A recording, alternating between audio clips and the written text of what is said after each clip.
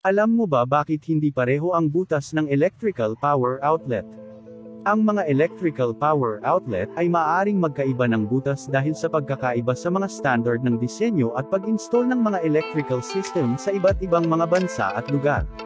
Ang bawat bansa o rehiyon ay maaaring magkaroon ng sariling mga patakaran at regulasyon sa pag-install ng mga electrical system, kabilang ang mga socket at outlet.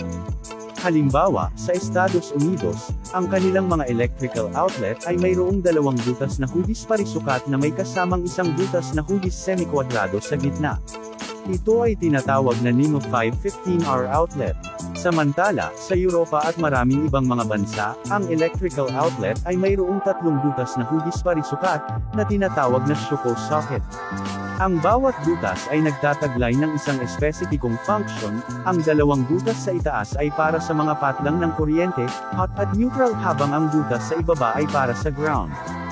Sa pangkalahatan, ang mga standard sa disenyo at pag-install ng mga electrical system ay naglalayong masiguro ang kaligtasan at kahusayan ng mga electrical system.